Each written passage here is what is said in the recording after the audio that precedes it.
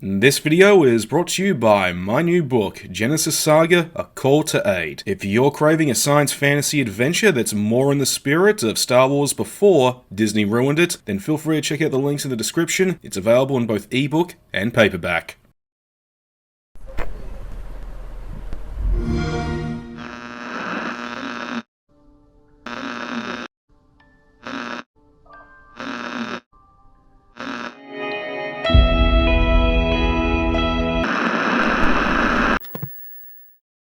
This is without a doubt one of the best games I've played in a long time. I've been in eager anticipation for this to come out into early access ever since the alpha demo had been playable on Steam. It brought back fond memories of playing Thief 2 on the regular back on my old laptop roughly 8 or so years ago. In its current state, Gloomwood more than met my expectations. Just like other releases from New Blood, and I cannot wait to see what else Dylan Rogers has planned for it with each update.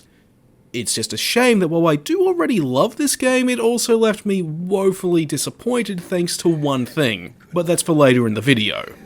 You're gonna need it. I said this reminded me of Thief 2, and I was not lying.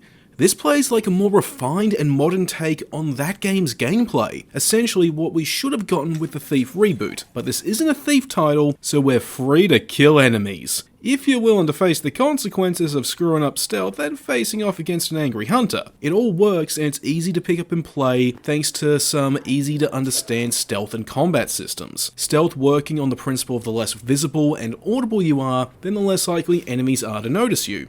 If at all. This requires you to keep an eye on what makes up the environment, since certain surfaces make more noise than others. If you're not paying attention, you could end up giving yourself away, not with a tie-dye shirt, but with you trying out to become the latest member of Stomp, without even realizing it. Then there's the combat. While it doesn't have the same obvious 1, 2, 3 of the early Thief titles, it does have a similar but more erratic rhythm. We have to pay much closer attention to enemy telegraphs in their animations rather than broad sweeping gestures. Granted though, it's not something you can't not learn, it just takes practice to fully get to grips with. Making it all the more satisfying when you manage to block a hunter's axe and then get a swipe with your sword in, killing him. Only for his friend, who just heard the commotion, to come down the hall and get you right between the eyes with a rifle shot. Good times.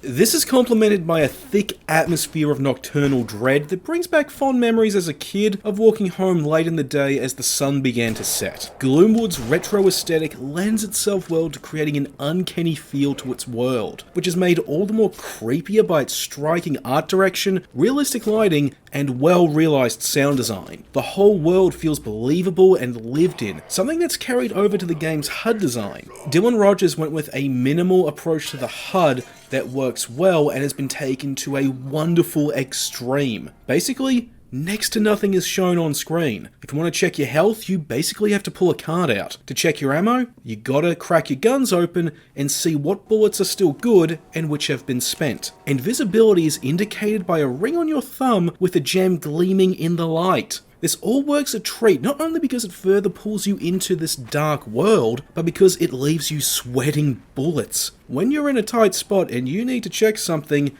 but you know doing that is going to leave yourself vulnerable. Then, without warning, there's a hunter that's skulking about who's ready to get you. This all gives a game that isn't strictly a horror title a lot of justification for claiming such a classification.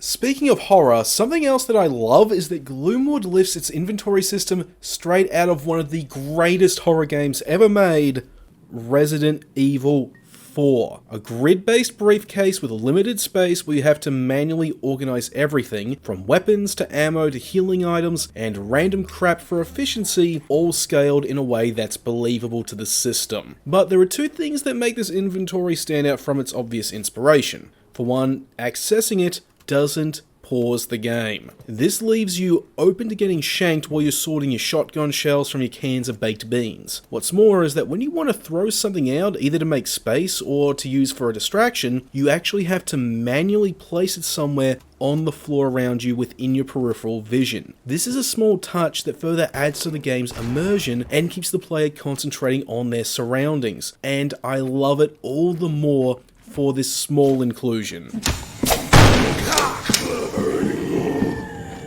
Now, I know I've been lavishing Gloomwood in loving tongue baths, but there is a reason for that. As I said at the beginning of this video, I genuinely love it, but that doesn't mean I don't have criticisms of it. It's just that they're all nitpicks that are all tied to one specific aspect that left me disappointed.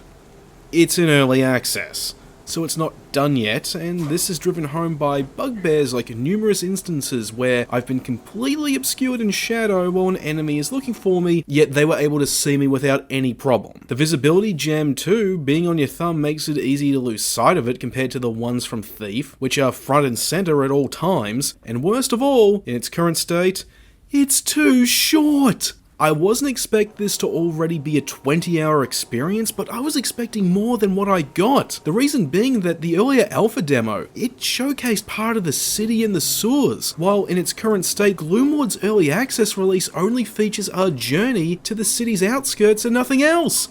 This left me fuming in disappointment because I was expecting not only to revisit the demo content, but also plenty of other stuff. But all we get currently is new stuff with none of the demo content. As I said, it just left me disappointed, just to see that content not featured yet.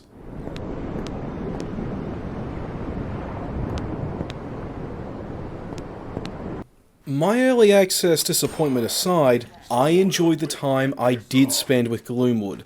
Even in its current state, I am glad I played it, and I'd even called another contender for my game of the year, alongside the likes of Cult of the Lamb and Elden Ring. There is something genuinely special being made here, and if you're willing to forgive its current anemic state, and wait for the updates to roll out, then you're in for a great time that's only going to get better.